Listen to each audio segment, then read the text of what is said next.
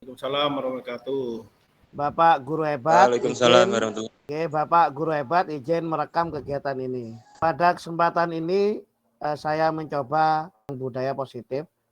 Ini merupakan tugas dari pendidikan guru penggerak 5 Kabupaten Ngawi bersama saya Hoiri Effendi. Pembukaan, marilah kita buka Bismillahirrahmanirrahim. Sebelum kita masuk ke materi, kita coba ice breaking ya. Nanti saya minta Bu Habibah. Kira-kira ice breakingnya seperti ini. Halo Bu Habibah. Ya Pak. Kira-kira ice breakingnya seperti ini. Bernyanyi 1, 2, 3 nih. 1, 1. Aku seorang guru. 2, 2. Guru senang belajar. 3, 3. Mengamalkan ilmu. 1, 2, 3. Guru tugas mulia. Mungkin bisa diulangi Bu Habibah. Nanti bisa diikuti teman-teman yang lain. 1, 1. Aku seorang guru. 2, 2. Kali aku Pak. Apa Pak? Guru senang belajar. Guru senang belajar. Iya. 3, 3. Mengamalkan ilmu. Mengamalkan ilmu. 1, 2, 3. Guru tugas mulai. Guru tugas mulai. Ya, mungkin bisa langsung bareng-bareng Bu Habibah biar semangat untuk siang ini, biar tidak ngantuk. Monggo Bu Habibah.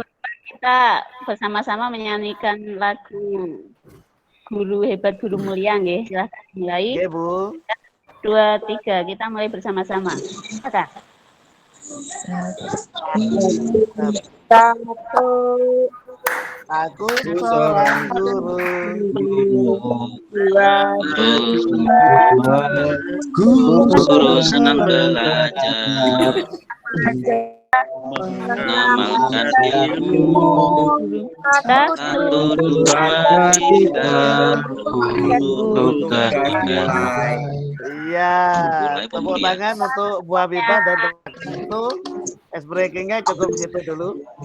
Untuk menyingkat waktu kita masuk ke materi budaya positif. Tujuan pembelajaran pada kesempatan ini yang pertama adalah peserta dapat menjelaskan disiplin positif.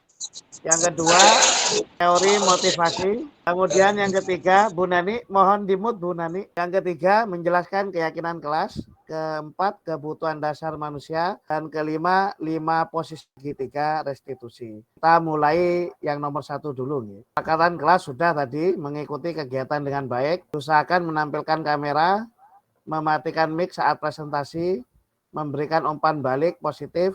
Yang kelima adalah bertanya sesuai dengan materi dengan cara mengangkat tangan. Masuk ke materi 1, teman-teman guru SMK PGRI 1 Ngawi yang berbahagia, kita perhatikan gambar di sebelah kiri. Di situ terdapat gambar, kira-kira maksud dari gambar seperti apa ya? Ada yang bisa menerjemahkan? Monggo Bapak Ibu. Halo, ada yang bisa menerjemahkan kira-kira dari gambar itu memiliki makna seperti apa? Bu Nani misalnya. Oh, Pak Doni silakan. Pak Doni. Terima kasih Pak Hoiri. Ini mungkin kalau dilihat dari gambar, ini untuk yang berada di depan ini bertindak sebagai yang melaksanakan, sedangkan yang belakang itu sebagai penggeraknya. Jadi yang menyemangati. Ya, betul Pak Doni. Itu menurut saya. Mungkin ada yang lain, satu orang lagi. Pak Doni. Jadi yang ya betul. Itu yang bergerak, yang belakang yang menggerakkan. Oke, monggo Bu Bibah sudah angkat tangan. Oke. Untuk gambar yang di depan itu kalau menurut saya berposisi sebagai siswa, kemudian guru adalah motivator, bisa juga sebagai penggerak. Jadi sebagai seorang siswa nanti akan diberikan fasilitas banyak ilmu dari fasilitatornya yaitu seorang guru dan diharapkan nanti bisa bergerak maju memperoleh masa depan yang baik juga. Terima kasih. Betul sekali untuk Pak Doni dan Bu Romatin. Memang di sini kita mencoba merefleksi. Kalau saya sudah jadi guru kira-kira 16 tahun ini, kalau nggak salah loh ya. Ini ternyata apa yang kita lakukan selama ini ada padahal menurut kita guru apa yang kita lakukan untuk siswa itu sudah pas semua si guru. Sekarang di materi budaya positif ini yaitu nomor 1 disiplin positif, kita akan diajak untuk merefleksi apa yang telah kita lakukan pada masa lampau. Yang pertama adalah perubahan paradigma. Di sini ada Dr. William Glasser dalam kontrol teori, kemudian berlanjut menjadi choice control untuk meluruskan beberapa miskonsepsi tentang makna kontrol. Jadi ada siswa, ada guru, ada yang digerakkan, ada yang menggerakkan. Ada 3, yaitu perubahan paradigma, yaitu yang pertama ada 4, sorry. Di sini ada ilusi, ada miskonsepsi ya. Ilusi bahwa guru bisa mengontrol murid. Ada ilusi di sisi guru seperti itu. Tetapi pada dasarnya kita tidak dapat memaksa murid untuk berbuat sesuatu jikalau murid tersebut memilih untuk tidak melakukannya. Jadi selama ini ketika murid kita melakukannya, sebenarnya murid kita memberikan akses untuk mengontrol kita. Karena memberi akses, maka kita mengontrol si murid.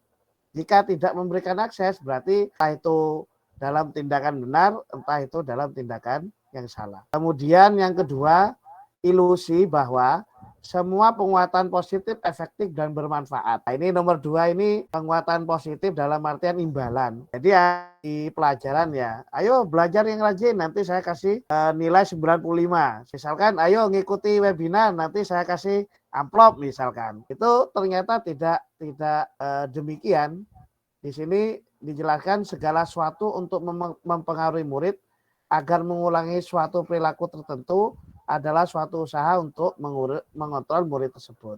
Nanti akan dijelaskan pada materi berikutnya untuk jelasnya. Yang nomor 3, ilusi bahwa kritik dan membuat orang merasa bersalah. Nah ini nanti ada ini di teori kontrol. Dapat menguatkan karakter. Menggunakan kritik dan rasa bersalah untuk mengontrol murid menuju pada identitas gagal, Bapak Ibu. Jadi selama ini kita kalau melakukan seperti ini, di benak kita itu untuk apa? Memotivasi siswa. Tapi aslinya apa? Ini termasuk dalam lingkup identitas gagal. Seperti itu, makanya kita guru perlu refleksi tentang ilusi-ilusi seperti ini. Mereka belajar untuk merasa buruk tentang dirinya. Nanti pada materi berikutnya, maaf ya, untuk yang melakukan seperti ini rata-rata adalah ibu guru. Nanti ada lagi penghukum yang rata-rata melakukan ini adalah bapak guru. Nanti pada materi berikutnya. Kemudian yang keempat adalah bahwa orang dewasa memiliki hak untuk memaksa. Nah ini miskonsepsi yang keempat adalah banyak orang dewasa percaya bahwa mereka memiliki tanggung jawab untuk membuat murid-muridnya berbuat hal-hal tertentu. Jadi anggapan itu kurang pas itu. Ada 4 tadi. Kemudian berikutnya ada stimulus respon, ada teori kontrol. Menurut Stephen Covey mengatakan bahwa bila kita ingin membuat kemajuan perlahan, sedikit-sedikit ubahlah sikap dan perilaku Anda. Ini mengacu ke guru ya. Jadi karena kita guru maka ini adalah mengacu guru. Ketika kita menerapkan di sekolah maka acuannya adalah murid. Seperti ini gambarannya.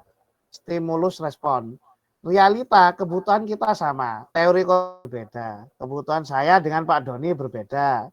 Kebutuhan saya dengan Bu Habibah berbeda. Tetapi kadangkala kita dirumuskan sama, kebutuhan kita sama.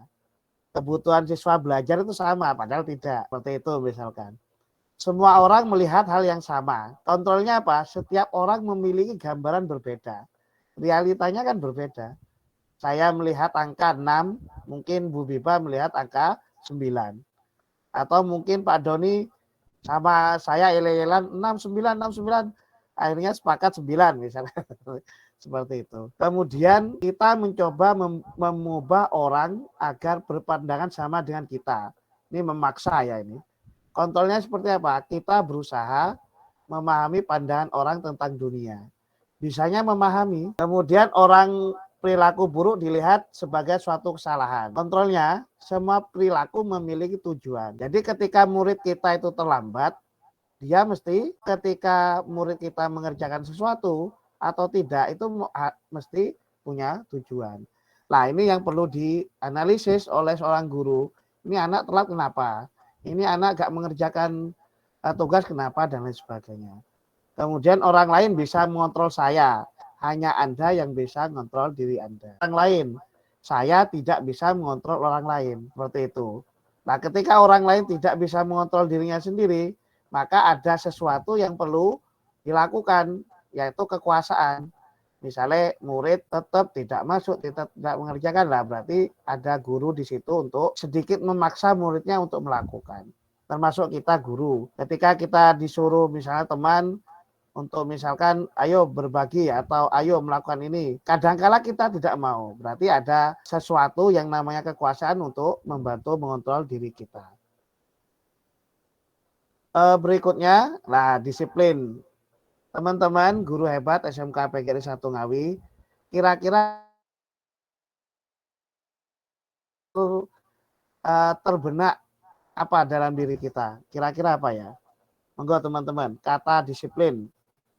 Yang KPD misalkan boleh ini, atau BP silakan. Ketika kita mendengar disiplin, itu tertuju ke apa?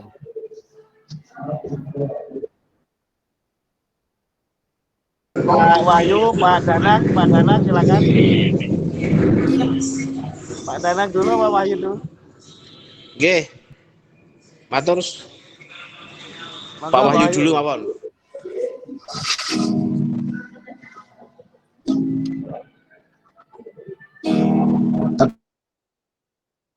Kata disiplin, kata disiplin, ya. Patuh ya. Ketika mendengar kata disiplin. Ya, tertuju ke apa?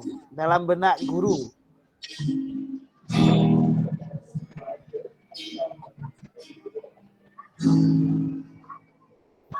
Jadi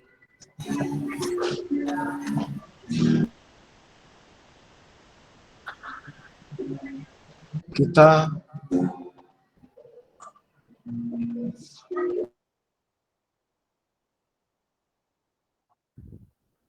apa Pak Danang dulu? Pak Wekar, G, monggo Pak Danang.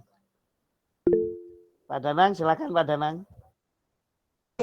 Nggih Pak Heri, matur suwun. Kalau saya kata disiplin sendiri yang jelas adalah terarah, Pak. Terarah ya. Oh ini. Nggih, jadi apa yang dilakukan khususnya kalau di siswa itu yang jelas terarah. Jadi anak tersebut melakukan hal-hal yang bersifat positif. Jadi katakanlah waktunya pelajaran itu HP, ya berarti anak-anak harus dikondisikan seperti itu. Jadi agar anak-anak melakukan hal-hal yang sifatnya sesuai dengan apa yang diharapkan.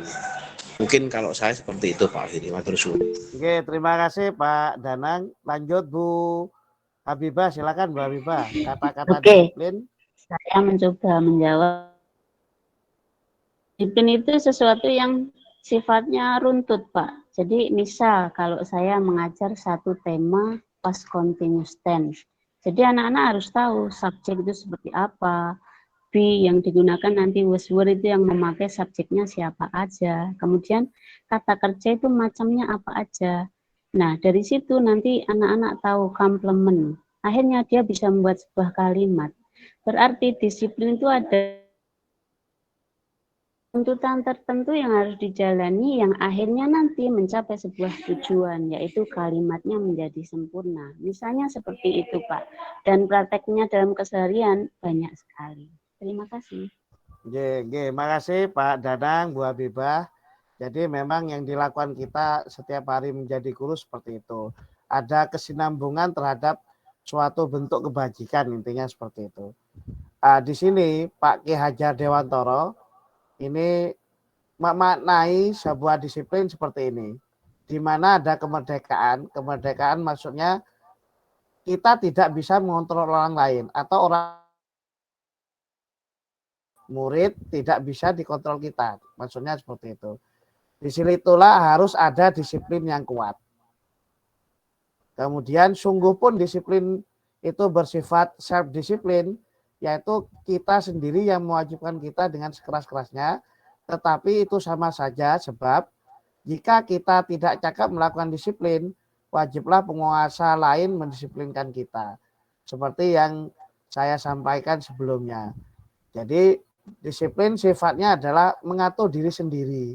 Jadi seperti Pak Danang misalnya waktunya masuk, siswa ya masuk kelas. Waktunya belajar, siswa ya belajar. Nah, waktunya belajar kok main HP, berarti di sini ada tidak cakap dari siswa tersebut. Maka harus ada penguasa lain untuk mendisiplinkan kita, yaitu guru. Atau mungkin KPD yang berada di depan dan lain sebagainya. Ketika kita belajar suatu ilmu kok tidak runtuh seperti yang dibilang Bu Habibah, berarti anak tersebut tidak cakap, tidak bisa mengelola dirinya sendiri. Maka harus ada peran guru di situ dalam bentuk bimbingan atau pendidikan. Mungkin itu yang disampaikan oleh Ki Hajar Dewantara, dan peraturan itulah demikian itulah harus ada dalam suasana yang merdeka. Jadi dalam keadaan yang merdeka. Dan nilai-nilai kebajikan universal. Nilai kebajikan universal seperti ini teman-teman. Nilai-nilai kebajikan universal merupakan nilai kebajikan yang disepakati bersama, lepas dari suku bangsa, agama, bahasa, maupun latar belakangnya. Nah, nilai ini merupakan payung besar dari sikap dan perilaku kita. Atau nilai-nilai ini merupakan fondasi kita berperilaku. Nilai-nilai kebajikan adalah sifat-sifat positif manusia yang merupakan tujuan mulia yang ingin dicapai setiap individu. Ini nilai-nilai kebajikan. Seperti apa? Nah, berada di kurikulum merdeka yang salah satu unsur yang harus terpenuhi di sini adalah profil pelajar Pancasila. Kreatif, gotong royong, kebinekaan, beriman, mandiri, dan benalar kritis.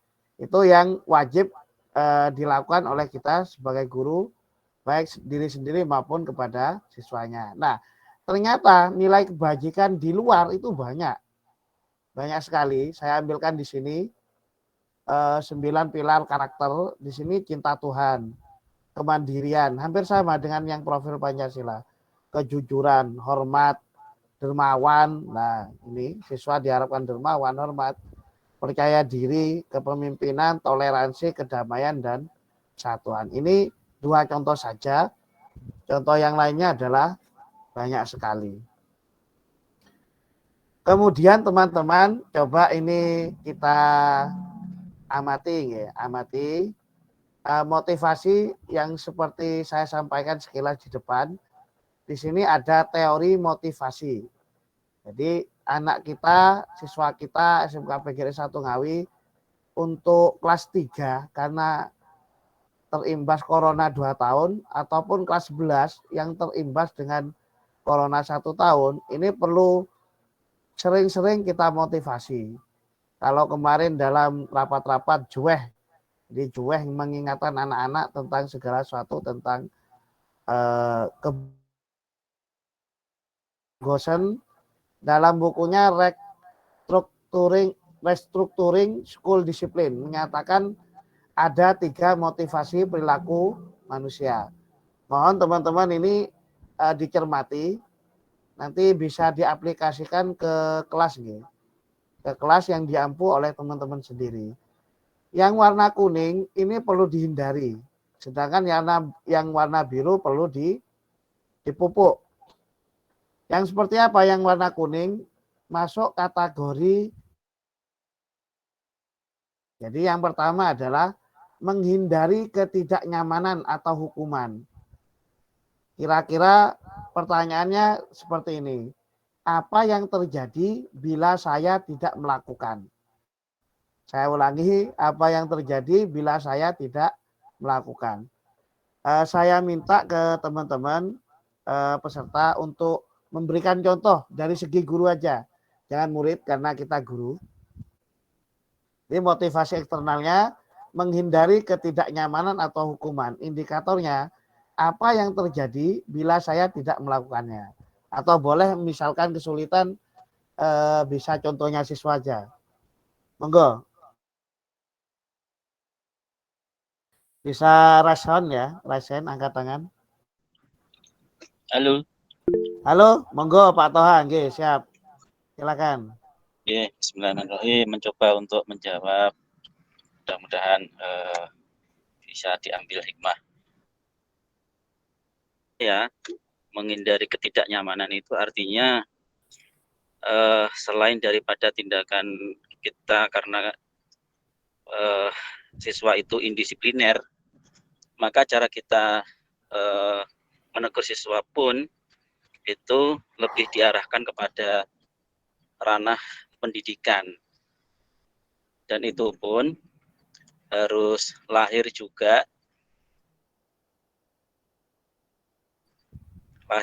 daripada peserta didik itu sendiri. Contoh misalnya untuk menghindari ketidaknyamanan, misalkan kita berikan tugas kelompok ini harus selesai di pertemuan berikutnya agar bisa dipresentasikan. Nah, seumpama tugas tersebut tidak selesai dikerjakan, apa konsekuensinya? Kita minta kepada peserta didik untuk menentukan sendiri, sehingga rasa tidak nyaman itu tidak akan muncul dari siswa karena mereka yang. Jadi kita munculkan tanggung jawab dan juga kita munculkan kedewasaan mereka dalam menyikapi tugas tersebut. Kira-kira seperti itu. Mohon maaf apabila kurang berkenan. Terima kasih. Siap, terima kasih Pak Toha atas pendapatnya. Monggo yang lain. 1, menghindari ketidaknyamanan atau hukuman. Indikatornya apa yang terjadi bila saya tidak melakukannya. Mungkin ada lagi? Baik, kalau tidak ada, coba saya, kalau tadi Pak Toha di sisi guru, di sisi murid, sekarang coba kita bahas di sisi guru. Gitu. Jadi di sini ada motivasi eksternal, jadi guru seperti ini, misalkan ketika tidak punya jam misalkan, guru akan berpikir seperti ini, apa yang akan terjadi bila saya tidak hadir jika tidak ada jam. Jadi ada motivasi eksternal di situ. Gurunya misalnya, atau muridnya seperti ini, apa yang akan terjadi bila saya tidak mengerjakan tugas. Seperti yang disampaikan Pak Toha tadi. Dia berpikirnya seperti itu. Itu adalah motivasi dari luar. Ya, motivasi dari luar. Nah, ini perlu dihindari karena nanti akan membawa anak menjadi tidak sukses. Seperti itu. Atau guru lagi misalkan ada guru tidak mau mengembangkan diri, maka dia dalam hatinya akan bertanya, apa yang akan terjadi bila saya tidak mengembangkan diri. Itu di sisi motivasinya. Kemudian yang kedua adalah, nah ini, mendapatkan imbalan atau penghargaan dari orang lain. Misalkan saya melakukan sesuatu, nah untuk bayar piro, apa untuk lem-leman Pak RT, mergo anak ayu misalnya seperti itu. Ini adalah motivasi eksternal dalam bentuk mendapatkan imbalan atau penghargaan. Ini pula perlu dihindari teman-teman. Perlu dihindari. Contohnya kira-kira dari segi murid bentuknya seperti apa ya? Teman yang lain, kalau saya contohkan seperti ini lagi. Misalkan, ayo teman-teman kita menghadiri kegiatan A. Nanti saya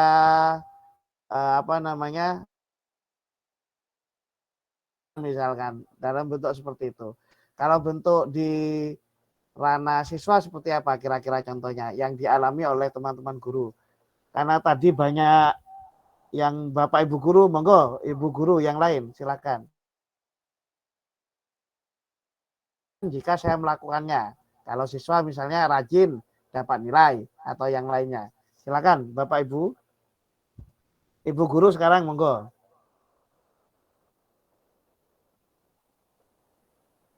Gak ada ya ini ya? Gak ada, halo? Jadi saya lanjutkan karena tidak ada.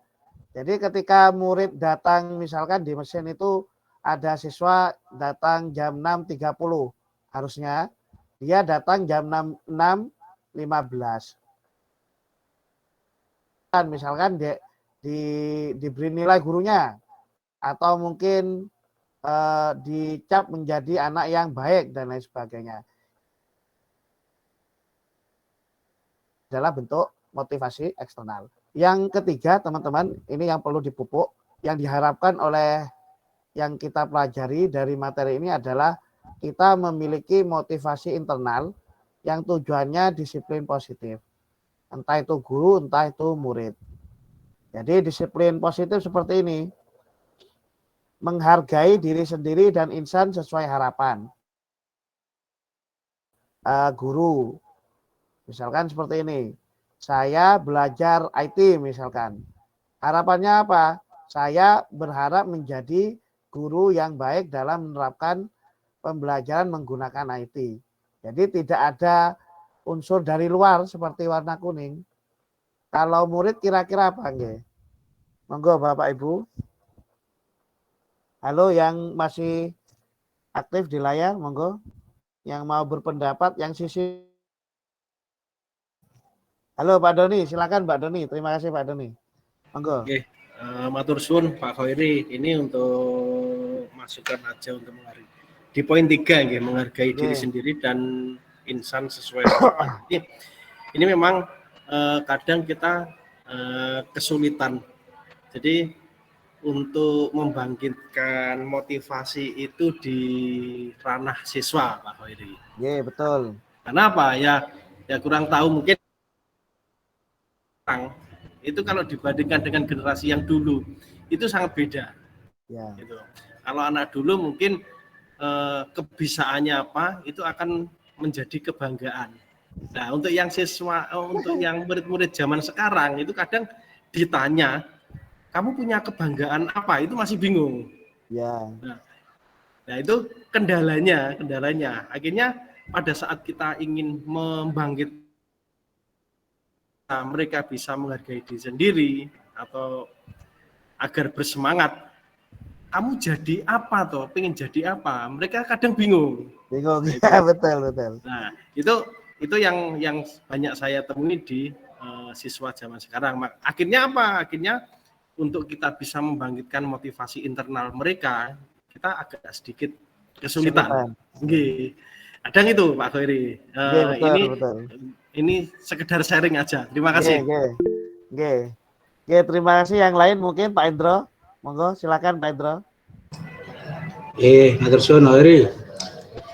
Jadi kalau melihat materi jenengan ada motivasi ya. Kalau motivasi itu kan dorongan eksternal, berarti kan dari luar, kemudian dorongan internal itu dari dalam. Yang ketiga adalah kenapa kalau kita sulit untuk memberikan dorongan dari dalam ya. Jadi kalau dorongan dari dalam itu berangkatnya memang menurut saya ya Pak, dari perubahan dari paradigma. Jadi materi panjangan yang pertama itu tadi, perubahan sudut pandang.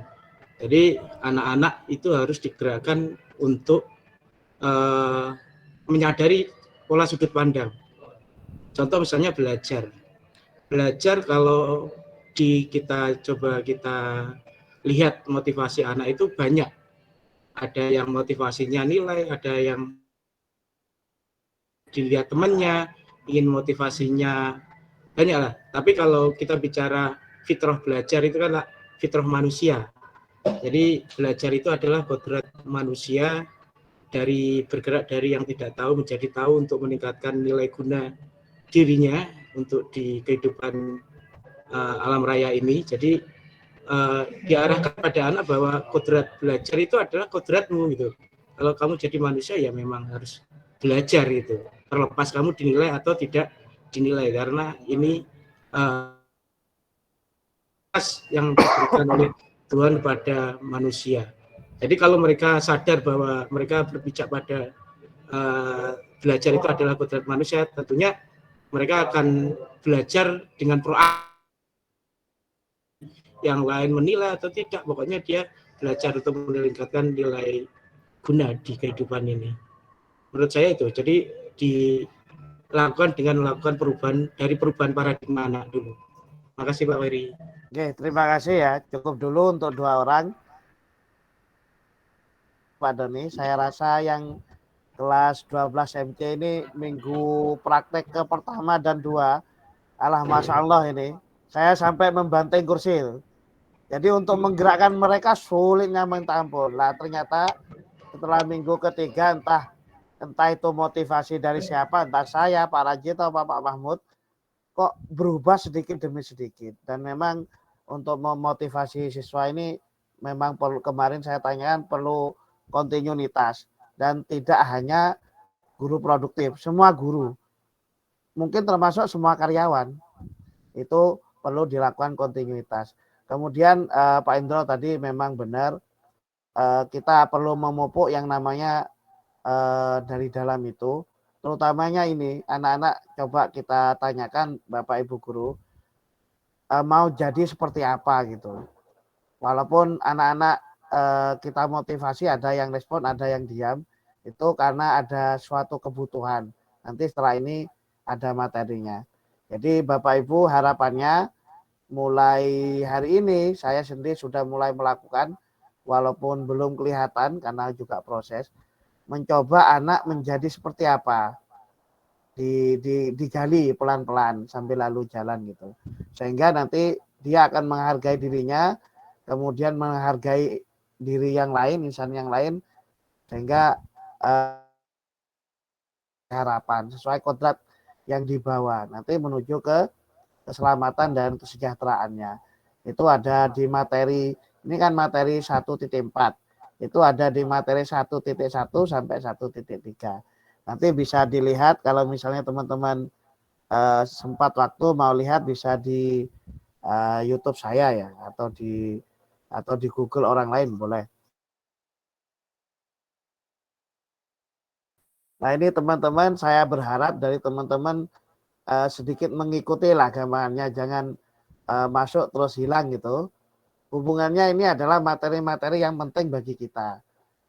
Tadi ada motivasi, sekarang kita masuk ke rata-rata. Kalau disiplin, gandengannya kan hukuman. Tidak disiplin berarti konsekuensinya dihukum gitu. Di sini di materi namanya restitusi teman-teman. Ini disampaikan oleh Gosen, ahlinya. Restitusi merupakan proses menciptakan kondisi bagi murid untuk memperbaiki kesalahan. Nah, tadi hubungannya dengan motivasi dari dalam diri anak. Motivasi untuk memperbaiki kesalahannya, sehingga mereka bisa kembali pada kelompok mereka dengan karakter yang lebih kuat. Coba nanti direfleksi yang pernah sebagai guru. Restitusi juga merupakan proses kolaboratif yang mengajarkan anak untuk mencari solusi. Yang mencari solusi muridnya, kita hanya menjadi fasilitator. Yang mencari adalah muridnya untuk masalah mereka. Membantu murid berpikir tentang orang seperti apa yang mereka inginkan. Tadi motivasi dari dalam. Mesin yang cewek pada saat daftar, kenapa daftar mesin? Mau ke Jepang lah. Berarti ini sudah ada gambaran yang jelas. Motivasi dalam dirinya masuk SMK PGRI. Ada yang masuk mesin pengen jadi tentara, ada. Atau mungkin jurusan yang lain lebih paham dari anak-anaknya. Mau jadi apa mereka?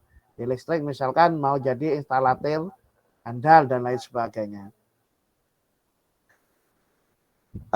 Kemudian untuk restitusi ya, berikutnya materi berikutnya, hukuman dan konsekuensi yang tadi ya. Ini teman-teman kecenderungan dari kita entah terbawa masalah dari rumah atau dan lain sebagainya. Kecenderungan ini ada 3. Masuk kelompok gagal itu berupa hukuman, masuk identitas sukses itu ada 2. Konsekuensi sama restitusi. Hukuman ada disiplin. Nah, kita bahas mulai dari hukuman. Sesuatu yang menyakitkan. Jadi ketika, maaf teman-teman, mungkin ada yang ngikuti telat, itu yang dilakukan teman-teman nggak perlu nggak perlu disampaikan. mungkin ada sesuatu yang hubungannya dengan ini. Ini akan menimbulkan sesuatu yang menyakitkan harus terjadi pada anak. Nah, kalau disiplin yang identitas sukses ada dua, konsekuensinya apa? Sesuatu harus terjadi, lebih ringan. Kalau ini membekas. Restitusi merupakan pilihan. Kemudian ada lagi tidak nyaman untuk murid. Muridnya tidak nyaman ini untuk jangka waktu yang panjang. Kalau kita melakukan konsekuensi pendek. Kalau melakukan restitusi, nanti ada bagian sendiri restitusi, menguatkan murid dalam jangka panjang. Jadi anak bermasalah diharapkan berada pada posisi konsekuensi dan restitusi. Dihindarkan posisi hukuman karena identitas gagal. Kalau yang hukuman, korban mendapatkan keadilan. Korban bisa diabaikan, korban mendapat, murid akan merasa tersakiti walaupun tidak disampaikan ini dalam jangka panjang tersakiti. Nah ini telat lagi, apa di kelas dimarahi lagi, jangka panjang akan membekas. Murid anak tidak dibuat tidak nyaman. Kalau ini murid anak mendapatkan penguatan, merasa kemudian mencari solusinya. Berada di sini. Harapannya ini nggih, dari teman-teman guru. Jadi anak tahu salahnya, merasa bersalah, kemudian mencari sendiri dengan bantuan guru, kemudian dilakukan dia secara terus-menerus. Mungkin itu dari hukuman, konsekuensi, dan restitusi. Kemudian untuk hukuman, sama ini nggih. Ini adalah bentuknya, perilaku ciri-cirinya ya. Ciri-cirinya perilaku pasif agresif hukuman nih. Saya baca yang hukuman dulu. Sistem tidak akan berjalan bila murid tidak takut. Nah ini. Punya apa pendapat atau mengutarakan idenya, ini tidak akan berjalan. Yang ini. Yang ini. Oke. Kemudian hanya pada sebuah institusi, tidak berlanjut pada kehidupan sehari-hari. Kemudian peraturannya adalah kamu harus. Jadi peraturannya adalah kamu harus Ini bentuknya. Sudah saya rekam teman-teman. Mas Slamet juga ngerekam. Insya Allah nanti akan saya bagikan hasilnya. Saya lanjutkan. Murid anak akan membenci peraturan. Nah ini seperti ini. Nah, bagaimana yang restitusi sama konsekuensi, penguatannya hanya bertahan pendek. Kalau restitusi, masalah terpecahkan.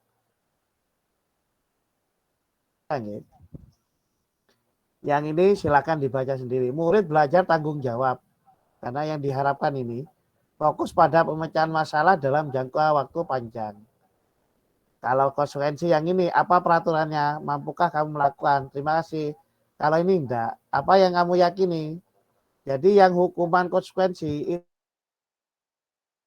itu adalah dari dalam diri siswa sendiri. Apa yang kamu yakini? Apa yang bisa kamu lakukan untuk memperbaiki masalah?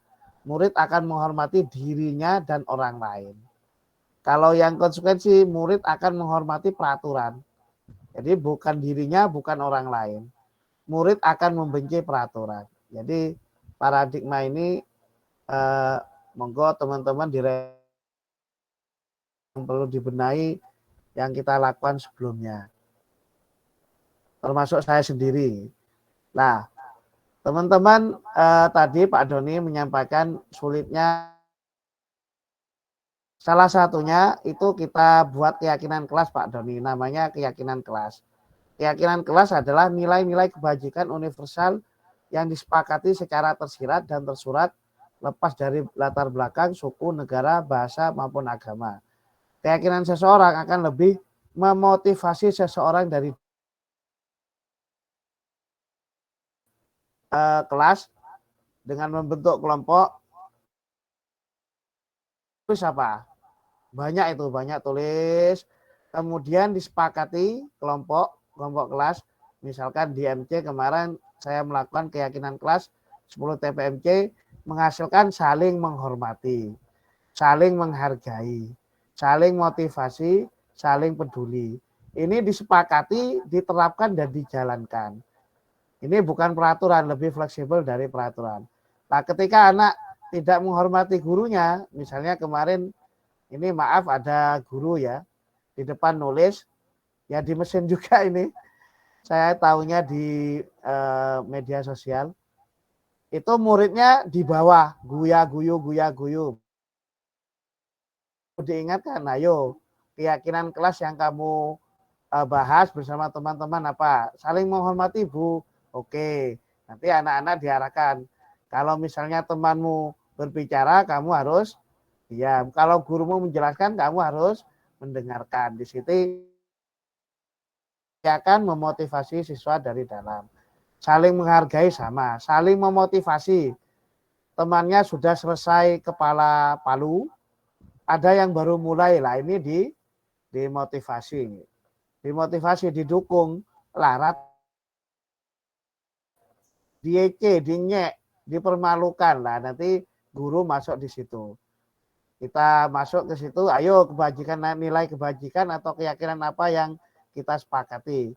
Saling memotivasi, Bu lah. Ayo teman-temanmu yang belum kita semangati, kita dukung dan lain sebagainya. Akhirnya nanti menuju ke motivasi diri. Saling peduli dan saling menerima. Ini terjadi di mesin juga. Ini temannya sakit, mau ikut apa enggak? Enggak, rata-rata enggak. Saya ulangi sampai 3. Dan hari ini juga saya ingatkan, temanmu, lihat temanmu kondisinya gimana dan lain sebagainya. Jawabannya tetap sama, tidak lah. Guru berarti masuk di situ juga untuk keyakinan kelasnya. Nah, keyakinan kelas ini dibuat, disepakati, ditempel di kelas. Untuk generasi Z sekarang ini saya buatkan di sambil lalu mengerjakan tugas yang disampaikan Pak Wahyu, membuat konten di TikTok.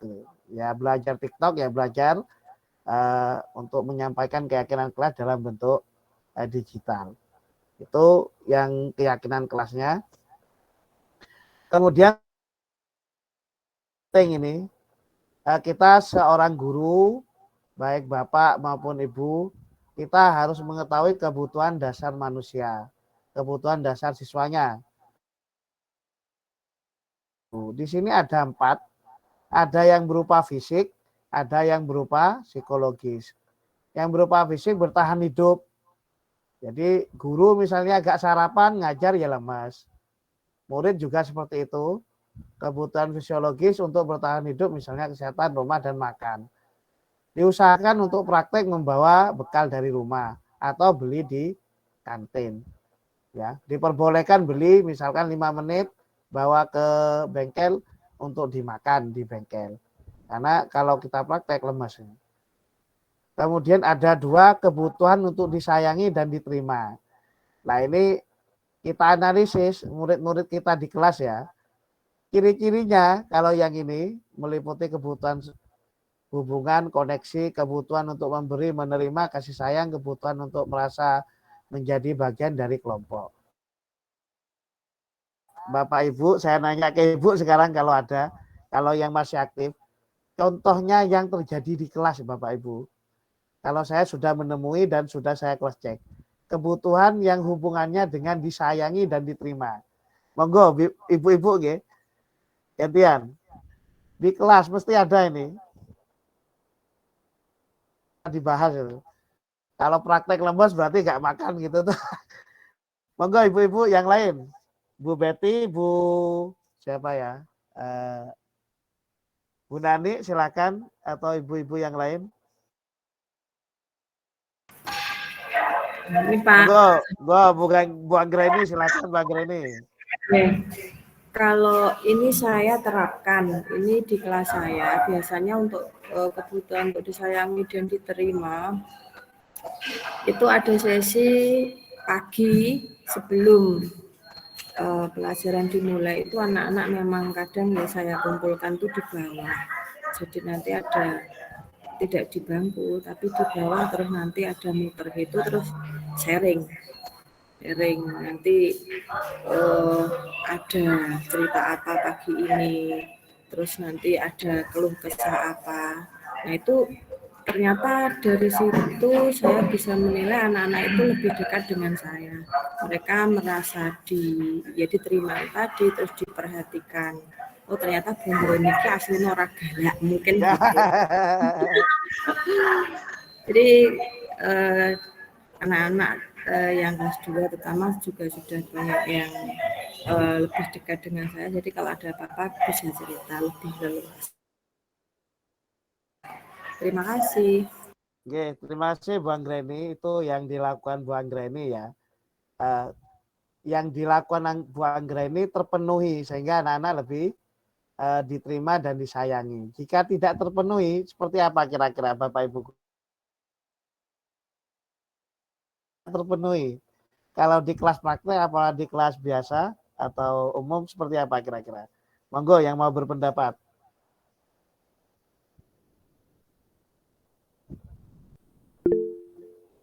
Oke, Pak Doni, monggo Pak Doni lagi. Makasih. Matur suwun Pak Khairi. Ini menyambung dari yang Bu Anggra ini tadi. Memang yang disampaikan Bu Anggra ini itu tadi memang saya sepakat. Jadi untuk siswa saat ini itu kayaknya itu memang itu mereka kurang perhatian gitu ya. Iya, betul. Akhirnya apa? Akhirnya pada saat nanti di sekolah itu mereka lebih senang kalau misalnya dihargai. Nah itu. Jadi ini kita terapkan mungkin di jurusan listrik memang kita pada saat praktek itu kita awali dengan kita bisa sharing, bisa cerita-cerita, bahkan sampai mereka itu akhirnya merasa diorangkan, sampai dengan mereka itu akhirnya bisa menceritakan hal yang paling pribadi, semacam curhat lah, siswa saat ini itu beda dengan zaman dulu.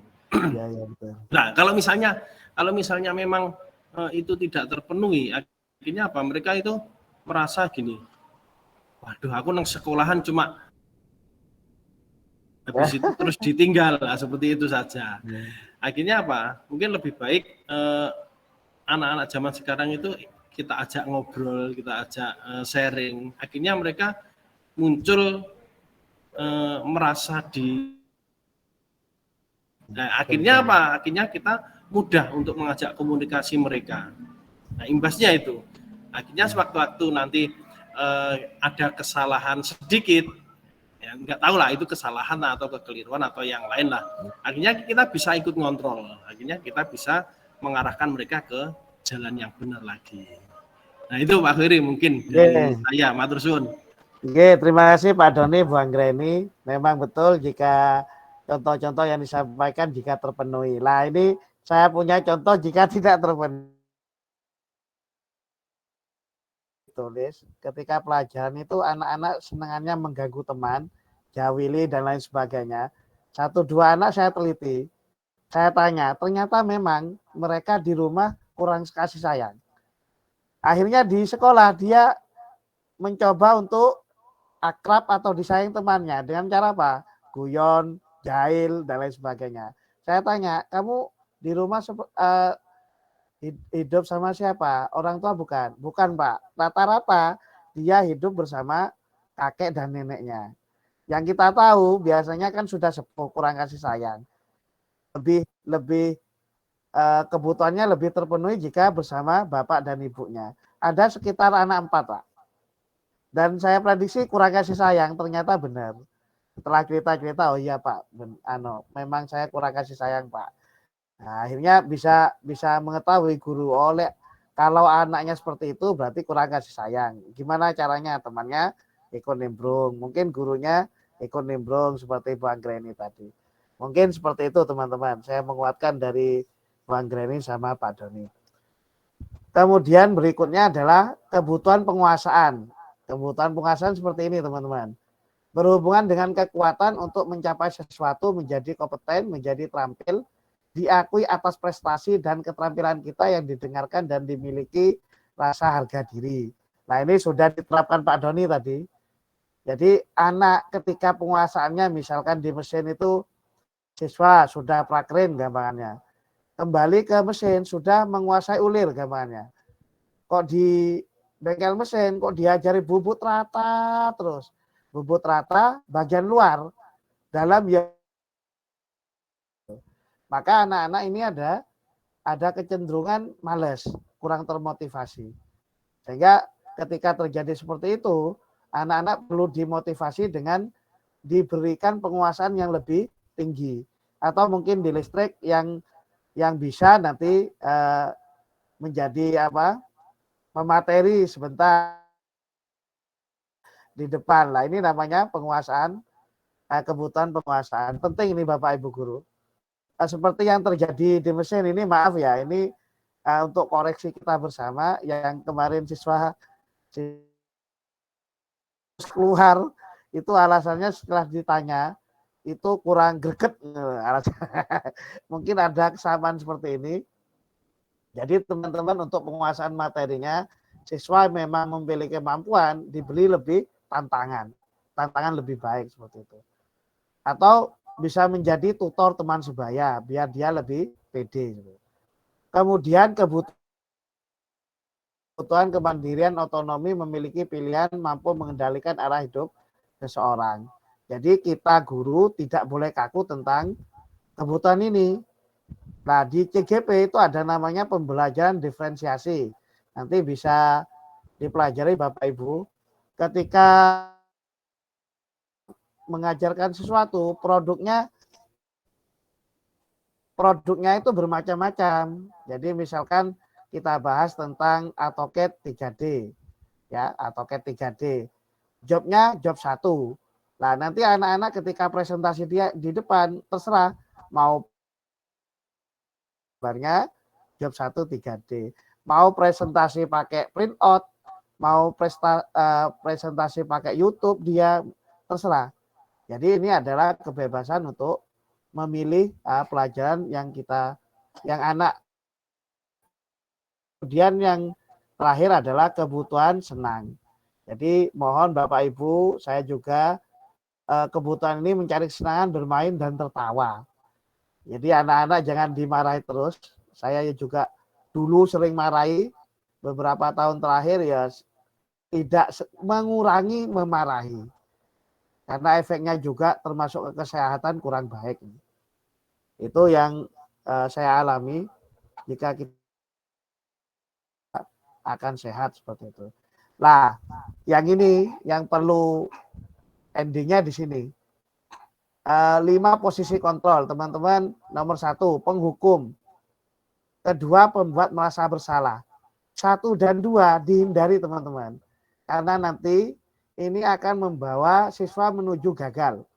Walaupun ilusi guru itu akan membawa anak menjadi maju. Tapi aslinya anak akan menjadi identitas gagal. Hukum bisa menggunakan hukuman fisik. Nanti kita coba diskusi nggih setelah ini maupun verbal. Kemudian pembuat merasa bersalah. Kalau nomor 1 rata-rata bapak-bapak ini.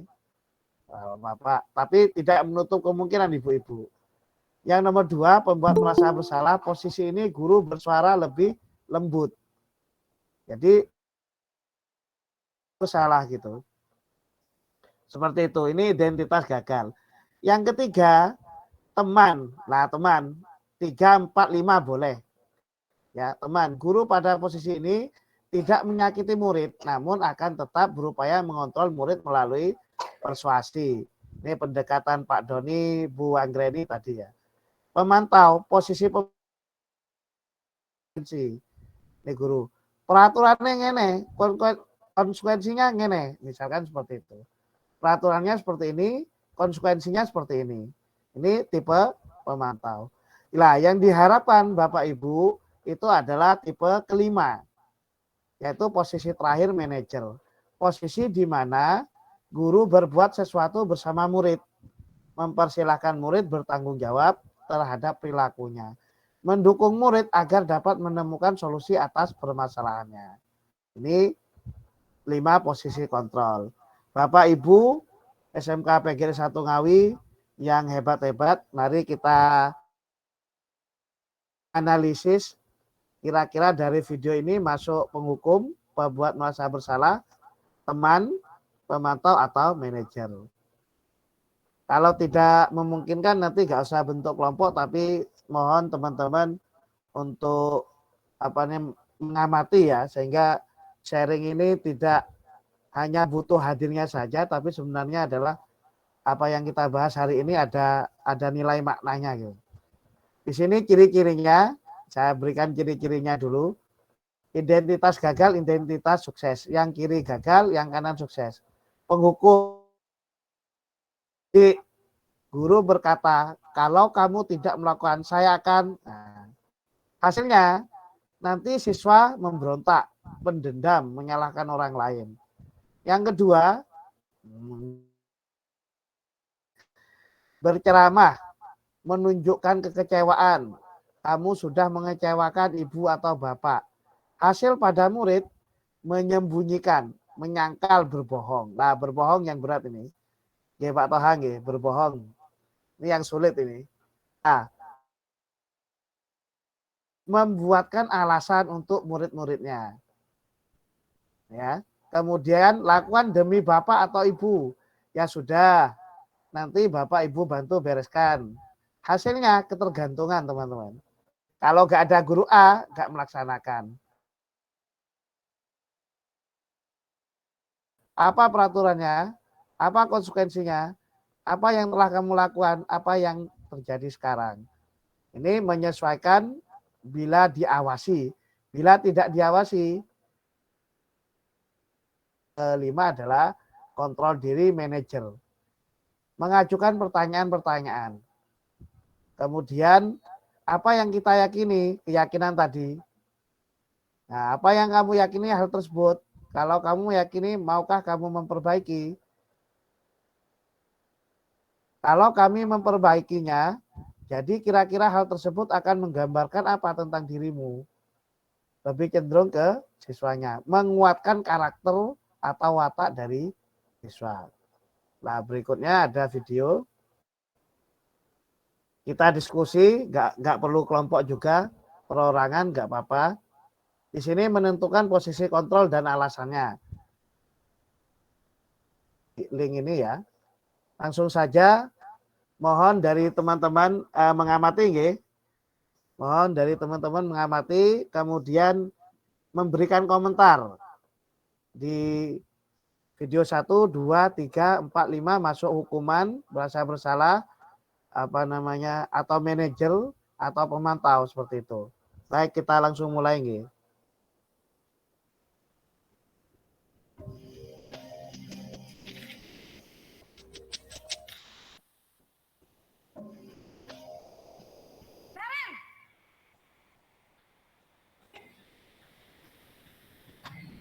Selamat pagi, Bu. Wah, sudah jam berapa ini, Nak? Terlambat lagi ya, sayang? Iya, Bu. Habis ibu saya lupa membangunkan saya, Bu. Kamu malah menyalahkan ibu kamu. Kamu bukannya anak yang larinya paling kencang. Kok terlambat sih? Iya, Bu. Saya memang terlambat bangun tadi. Jadi, biarpun saya lari kencang, kejar, Bu. Ya sudah sana. Nanti lain kali larinya lebih kenceng lagi ya. Biar gak terlambat lagi. Bikin seneng ibu. Demi ibu. Bisa kan? Bisa lah, Bu. Ya sudah sana masuk kelas. Ibu beresin urusan absen kamu. Kamu ini ada-ada saja. Baik, untuk video 1 kita lanjutkan ke video 2. Ini sudah kelihatan? Ya Pak, sudah tampil. Sampun Pak Khairi. Selamat pagi, Naren. Maaf, Bu. Saya terlambat. Iya, sekolah masuknya jam 7, sekarang sudah jam 7.20. Jadi sekarang bagaimana ini, Naren? Maaf, Bu. Saya lupa setel alarm saya semalam. Baiklah, menurut kamu, keyakinan sekolah yang mana yang perlu kamu tingkatkan? Menghargai diri sendiri dan orang lain mungkin ya, Bu. Setuju. Jadi, apakah Naren meyakini prinsip saling menghormati tersebut? Iya, Bu. Apakah Naren bersedia memperbaiki masalah keterlambatan ini? Bersedia, Bu. Bagaimana kamu akan perbaiki masalah keterlambatan ini? Saya akan coba untuk tidak lupa menyetel alarm saya, Bu. Baik, kalau Naren lupa menyetel alarm di rumah, kita bisa bantu mengingatkan tidak? Ada, Bu. Kakak saya, Kak Ema. Ada lagi selain Kak Ema? Selain Kak Ema, ada ibu saya. Baik, jadi yang mengingatkan Naren adalah Kak Ema dan kira-kira akan mulai setel alarm kapan nih, Naren? Setelah pulang sekolah, akan segera saya lakukan. Baik, jadi Naren akan setel alarm untuk bangun besok pagi dan akan diingatkan oleh kakak dan ibunda Naren ya. Ada lagi yang mungkin perlu dilakukan, Naren? Agar tidak terlambat bangun lagi. Tidak ada, Bu. Baik, Naren. Terima kasih untuk kerjasama kembali ke kelas untuk belajar. Baik, Bu. Terima kasih. Video 3.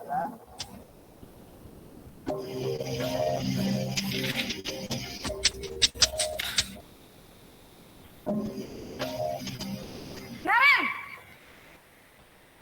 Sini kamu! Selamat pagi, Bu. Selalu terlambat. Kamu... Maaf, Bu. Saya... Apa? Apa coba? Alasan kamu apa lagi? Kapan sih kamu tidak terlambat? Malah sekali ya kamu jadi anak. Saya... Gak kapok-kapok sih kamu. Sudah berapa kali terlambat? Sana, kamu keliling lapangan basket 2 kali. Kenapa saya harus keliling lapangan basket, Bu? Kenapa? Kamu melawan ibu. Berani-beraninya jawab. Sudah terlambat, masih berani jawab pula. Sekarang, keliling lapangan basket 5 kali sekalian. Biar kapok. Cepat. Pergi sana ke lapangan basket. Video 4.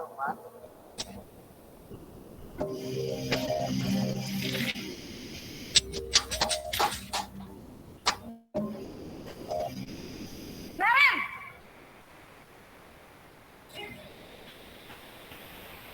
Selamat pagi, Bu. Sekolah kita tentang jam berapa kita harus masuk sekolah, nak? Kita harus di sekolah jam 7, Bu. Iya, betul. Sekarang sudah jam 7.20. Naren sudah tahu konsekuensinya jika terlambat hadir. Saya harus tinggal kelas pas jam istirahat selama 20 menit. Iya, benar. Konsekuensinya demikian. Jadi nanti jam 9.30 pas istirahat, kerjakan tugas tambahan untuk ketertinggalan kamu, ya? Baik, Bu. Izin batuk dulu.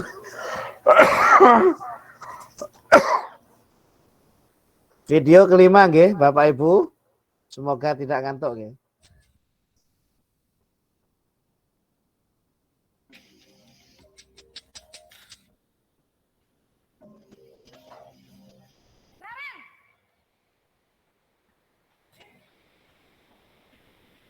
Selamat pagi, Bu. Naren. Kamu kenapa terlambat lagi, nak? Ya Tuhan, Naren. Kamu senang ya bikin ibu susah? Terlambat lagi. Nanti ibu yang ditegur Bapak Kepala Sekolah, nak. Disangka ibu tidak bisa membina kamu. Duh, gimana ini? Maaf, Bu. Duh, Gusti Naren. Kamu suka ya kalau ibu ditegur Bapak Kepala Sekolah? Terus, sekarang ibu harus tulis apa ini di buku absen? Ini kamu sudah sering terlambat loh. Ibu harus apa coba? Maaf, Bu. Maaf sekali. Ya sudah, Lain kali jangan bikin ibu susah lagi ya nak ya. Ibu tidak akan kuat lagi kalau kamu begini terus. Bisa jantungan. Sana cepat ke kelas. Maaf ya Bu, maaf sekali. Bapak Ibu Guru SMK PGRI 1 Ngawi, kira-kira dari video 1, 2, 3, 4, 5, posisi kontrol mana nggih? Nah ini masuk posisi kontrol yang mana? Monggo yang video 1 silakan Bu Diah mungkin masuk teman, manajer, pemantau, merasa bersalah, penghukum. Video 1 tadi ya Bapak ya, yang kelompok 1. Untuk Ya. yang kelompok 1 tadi menurut saya adalah yang ketergantungan kelompok 1. Teman berarti teman. Kelompok 1 ketergantungan, iya teman. Ya berarti teman nggih. Monggo yang lain dikomentari pendapat dari Bu Diah. Bu Diah berpendapat bahwa video teman. Silakan yang lain. Kalau nggak ada mungkin langsung ke video 2 atau kelompok 1. Kelompok 2. Monggo yang lain masuk penghukum, pembuat merasa bersalah, teman, pemantau atau manajer. Kalau saya kelompok 2 tadi Apa manajer. Bu kira-kira? Manajer. Ya, manajer ya. Kalau yang pertama itu teman, kalau yang kedua adalah manajer. Berikutnya yang kelompok 3, 4, 5 dia sudah benar 2 loh. Yang lain mohon bantuannya dari teman-teman. Yang 3 Pak. Yang 3 siap. Monggo. Penghukum. Iya itu penghukum Pak. Sering saya laksanakan Pak ini Pak. Sering Pak Agung ya? Nggih, ngakoni Pak kula. Sama Pak Agung. Dulu saya seperti itu penghukum betul. Ya kalau yang 4 apa Pak Agung kira-kira Pak Agung? Waduh lupa ya videonya. Yang hafal yang sesuai gitu. Iya. Oke. Monggo yang lain selain Pak Agung, Bu Diah. Nomor 4 apa nomor 5 boleh? Video keempat manajer. Monggo Pak Mahmud. Manajer. Ya. Manajer sudah Pak. Nomor 2 Pak. Sudah. Ya. Tinggal pemantau sama merasa bersalah. Kalau Dari pemantau. Iya. Pemantau. Nomor 4 pemantau oke. Alasannya di situ apa Pak Mahmud? Ada ini. Ada peraturan dan itu yang terakhir apa berarti teman-teman? Pembuat merasa bersalah. Lah yaitu ibu-ibu biasa. Berarti untuk teori kontrol sudah jelas nggih. Kita lanjutkan ke berikutnya yang terakhir. Ini nggak perlu diskusi. Ini saya lewati aja ya. Nah, segitiga restitusi. Untuk kontrol manajer itu melaksanakan segitiga restitusi. Di sini Diana Gosen telah merancang sebuah tahapan untuk memudahkan para guru proses menyiapkan anaknya untuk melakukan restitusi. Namanya segitiga restitusi. Jadi ini adalah salah satu cara untuk mengatasi permasalahan yang dihadapi anak. Yang pertama itu adalah menstabilkan identitas. Yang kedua, validasi tindakan salah.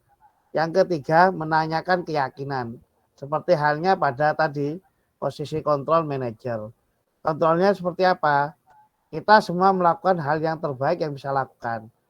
Semua perilaku kita semua memiliki motivasi internal. Nah, bentuknya seperti ini.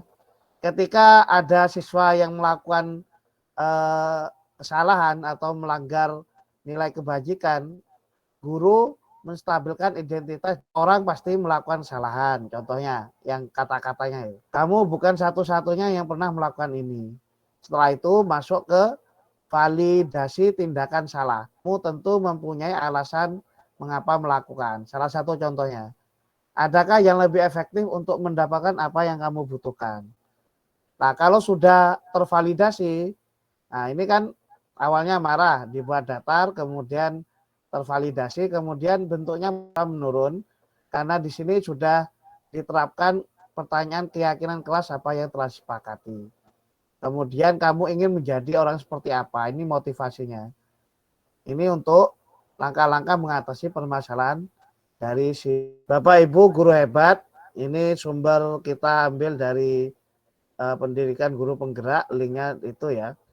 Kemudian mohon untuk ini mengapa tidak usah memberikan peninjauan seperti yang tadi. Videonya seperti ini mohon diamati guys. Siang Sarah. Siang Pak. Sudah lama nggak ketemu Sarah. Kenapa hari ini ada di sini? Kesel Pak, kesel banget. Masa aku dikatain tukang fitnah, Pak? Ya aku marah lah. Aku balik ngatain Eka di depan kelas. Kesel banget. Oh, begitu. Ya pasti kamu marah dan kesal. Bapak juga akan marah apabila ada yang menuduh Bapak seperti itu. Kemudian, pada saat itu, kamu mau melakukan apa? Ya saya langsung ngatain Eka lah, Pak. Kesel banget. Saya bentak-bentak dia depan teman-teman lain. Oh, begitu. Pasti kamu melakukan seperti itu karena suatu alasan tertentu, bukan? Iyalah, bela diri lah. Masa saya dituduh tukang fitnah? Ya, wajar lah. Mempertahankan harga diri itu sesuatu yang penting buat kamu. Untung kamu tidak bertindak lebih gegabah lagi. Hanya membentak-bentak. Iya, Pak. Untung saya masih bersabar dan hanya membentak saja. Sudah gemes padahal. Saya pasti bela diri lah. Ya, pasti ya. Tapi kamu memilih untuk tetap bertahan dan bersabar. Kamu memilih. Iya. Nah, sekarang coba kita lihat lagi. Tindakan kamu yang bentak-bentak Eka di kelas. Tindakan kamu itu kira-kira sesuai dengan keyakinan kelas atau prinsip kamu tidak? Enggak lah, Pak. Capek, Pak, jadi pemarah. Jadi, keyakinan atau prinsip mana yang kurang sesuai dengan keinginan kamu?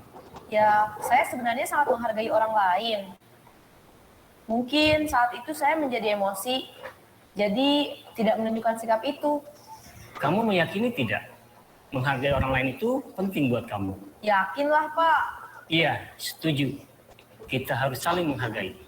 Namun, ada juga keyakinan yang kita sepakati yang perlu kita jalankan apabila kita sedang marah, bukan? Ya, saya bisa lebih proaktif, mulai dengan diri sendiri. Saya bisa jadi lebih bersabar, mengambil waktu jeda untuk berpikir mau apa selanjutnya.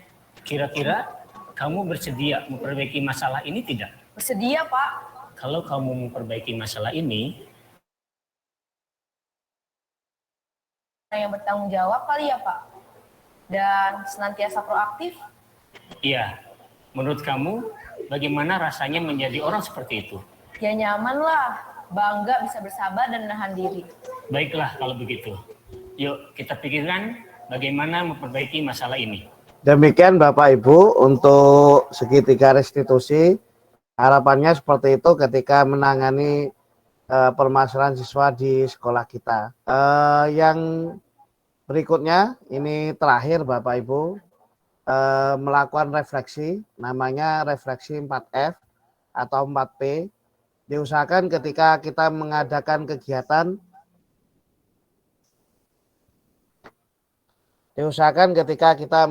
kegiatan, dilakukan sebuah refleksi. Refleksi 4F merupakan model refleksi yang dikembangkan oleh Dr. Roger Greenway dengan pertanyaan sebagai berikut. Yang pertama, nanti mohon ke teman-teman untuk menuliskan seperti ini. Bisa dituliskan nanti di absen. Yang pertama, Anda mengikuti kegiatan. Apa hal baik yang saya alami? Kemudian perasaan. Bagaimana perasaan Anda selama mengikuti kegiatan berlangsung? Ceritakan hal yang membuat Anda memiliki perasaan tersebut.